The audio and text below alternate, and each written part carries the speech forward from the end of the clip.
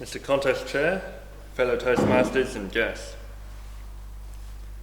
Back in the wild, wild early 2000s, things were a bit different. I was Jack Connery. I remember the good old days of dial-up internet, when TVs were the size of small boulders and flip phones were all the rage. I grew up in a small country town, and we were mostly a simpler folk. I remember riding my bike through the neighborhood, looking for trouble. Nay, trouble when looking for me. I remember being a handball champion, a karate champion, and the fastest gunslinger in town. And back then, in my eyes, I was a total legend. The only problem was, there was another kid. His name was Billy Inferiority. When he was around, I never could talk to people.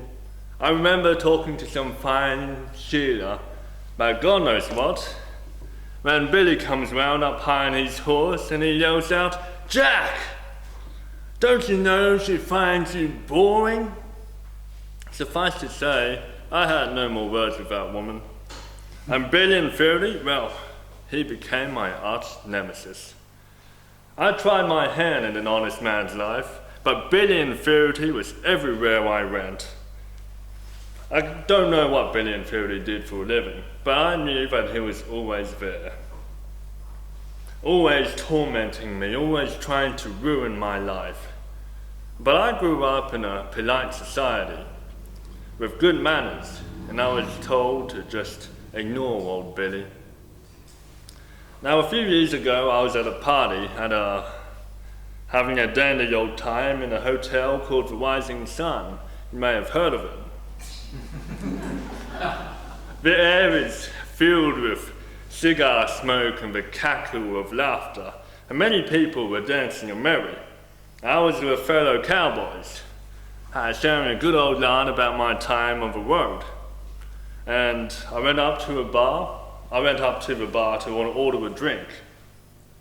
And then Billy Inferiority, suddenly, he appears out of nowhere, pushes me against the wall. And in that moment, I couldn't do anything. I was a wallflower.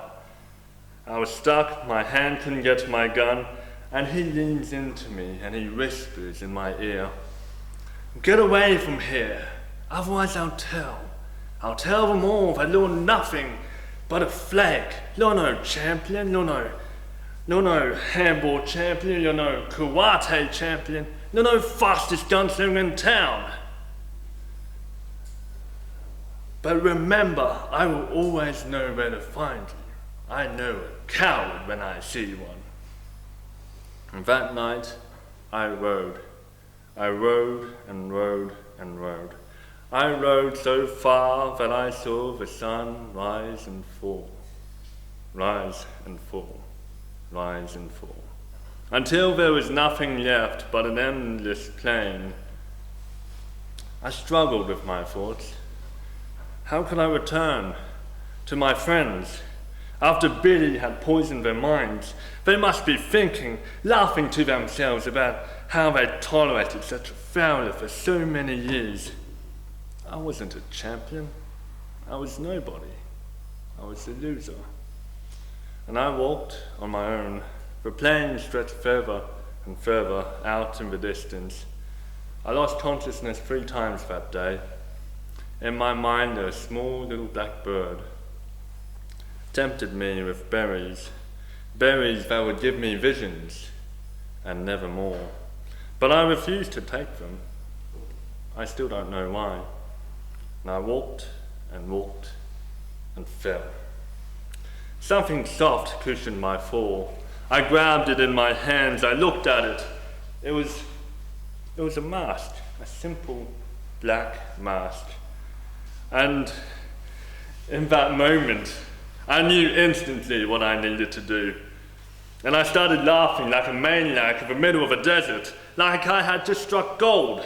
Nay, I had just struck gold. And that was the moment I first put on the mask.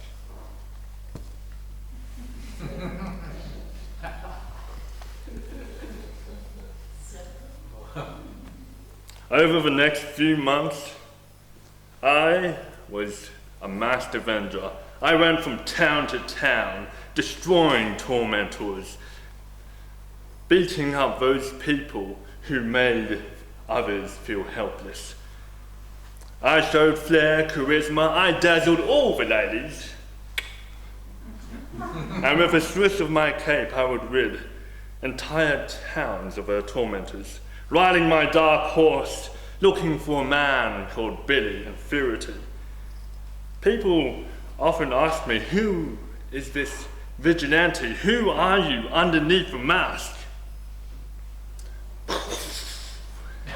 They never saw me coming. It had been, after those few months, it had been a very long journey, but I was finally back at the Rising Sun, the hotel where my family was. Billy was attempting to entertain them. He was trying to chat up old Sandy, that Sheila from before. But I saw them, I watched them from the outside in the dark, and I pushed open the doors. Billy looked at me. He didn't seem to recognize me, asked me who I was.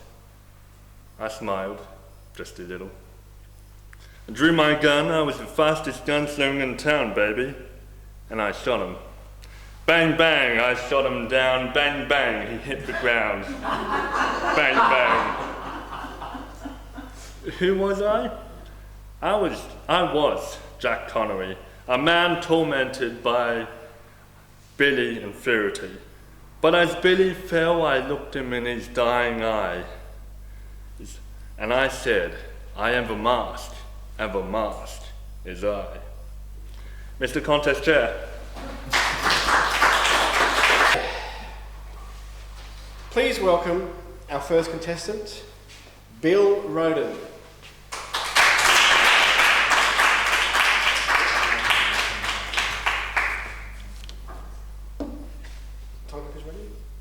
Bill Rodin. Ladies and gentlemen, the speech we received from Jacky Lou this evening was a storytelling speech, and what a likely story it was indeed. But it was a story that was peppered throughout with humour, and that humour was derived in part from the structure, because the structure followed a progression from being a meek victim of being tormented through to a bad guy, to a story of revenge and of crime, essentially. The first thing that stood out about Jacky's speech was the props.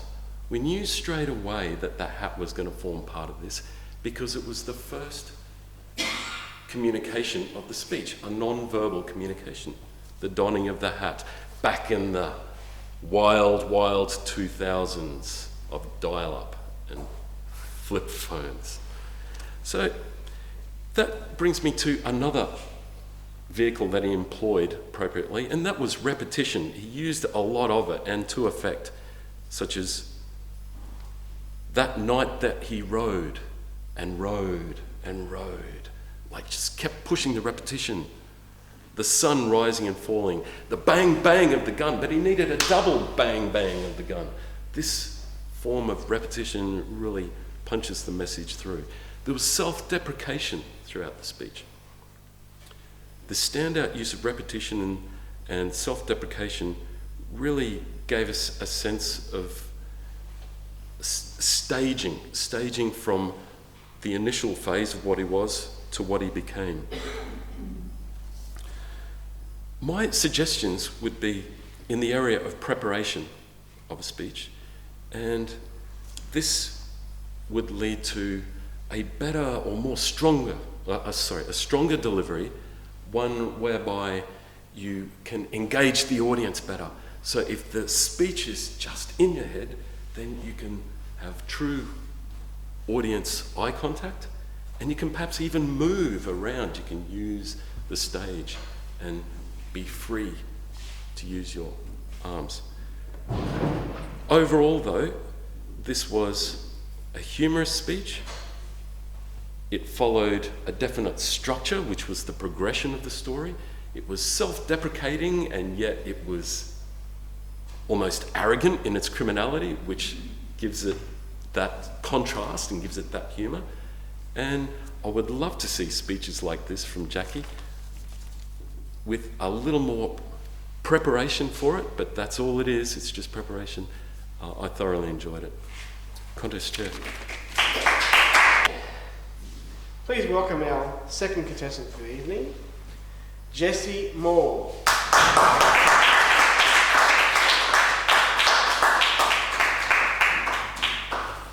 Jessie More.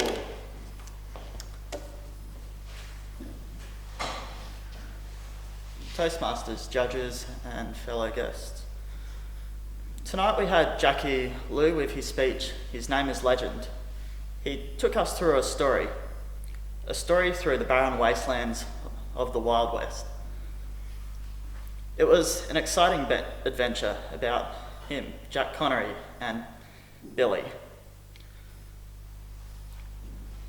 Jacky put on a very, very great speech. It was funny. You could tell by the way that he had the audience laughing and giggling at times. One of my favourite parts about the speech was the Great Western accent he put on.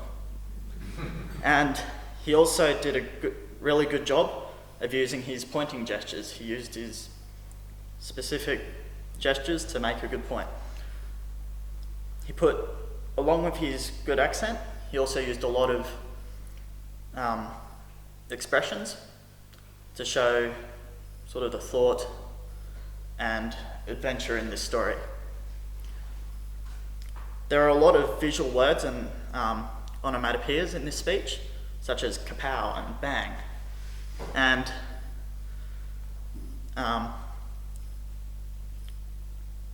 another great thing was the hat. He got into character. I love the hat, but he needed some more spurs on the boots and a few more yee-haws. One point for improvement would have been to stand away from the lectern a bit more and moved around a little bit more.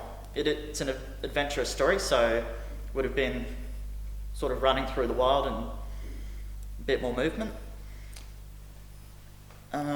The speech was full of great one-liners, such as and repetition. So there was the rise and fall, rise and fall, rise and fall.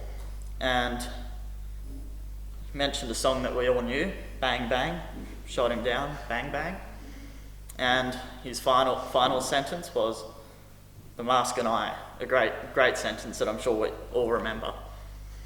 And one last favourite that I had was when he turned into a bandit / sort of Zorro partway through and started, being a bit meaner. So great speech, and would love to hear it again sometime when I'm not focusing on evaluating. Thank you, everyone. Please welcome our third contestant, Nicholas Petrie.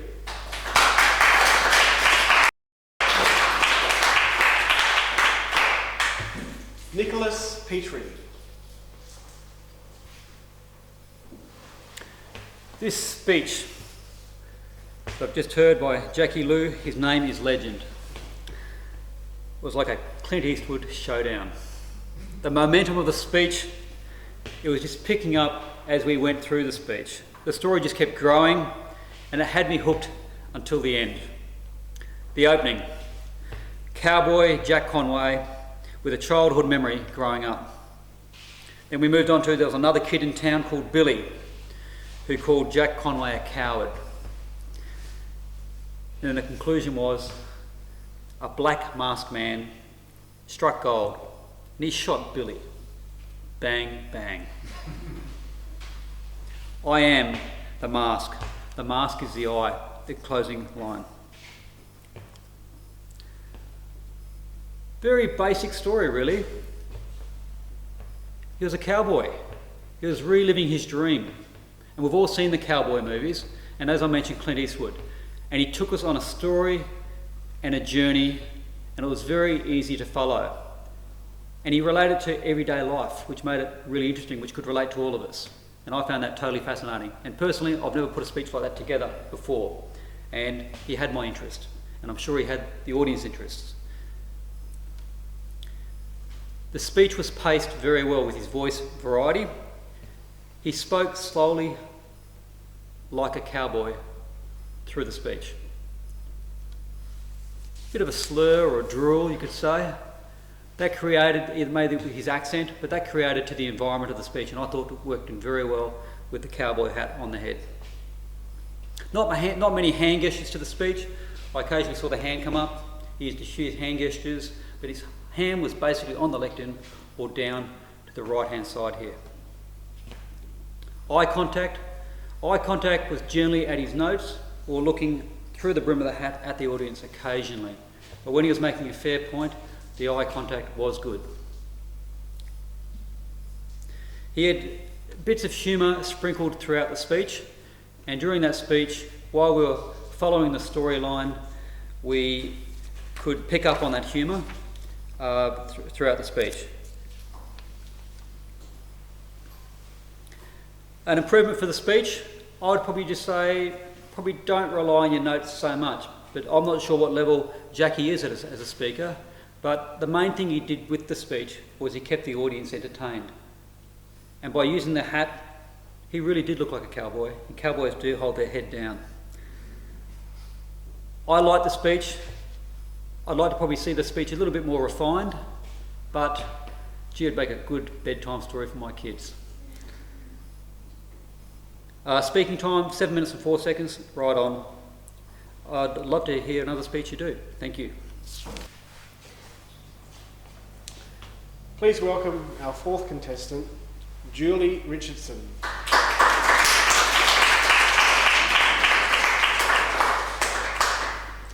Julie Richardson. That's me.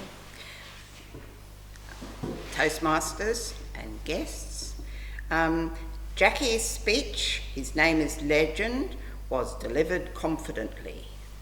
He has exactly the right stance for that sort of speech, and he really looked the part as soon as he put his hat on. And the speaker has a very relaxed manner, and the speech was seamless.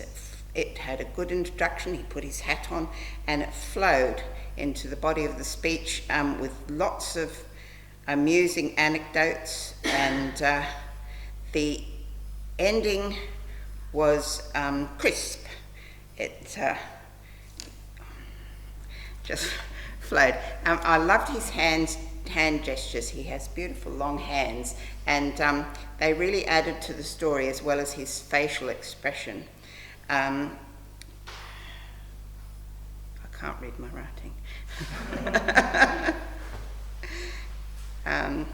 And the use of props was really good. I haven't seen anybody use props like that before, and really it was a quite unusual speech because it was a story which I don't think was quite true.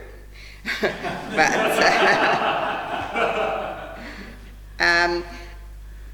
the word pictures like riding my dark horse and looked him in his dying eye were excellent. I've got two areas for improvement. I don't think his mask was put on quite straight. And with the eye contact, I think it's nice to sort of look at everybody. The eye contact was very general. I just felt now and again just talk to one person in the room. And but all in all, it was a fantastic speech, most interesting. Thank you.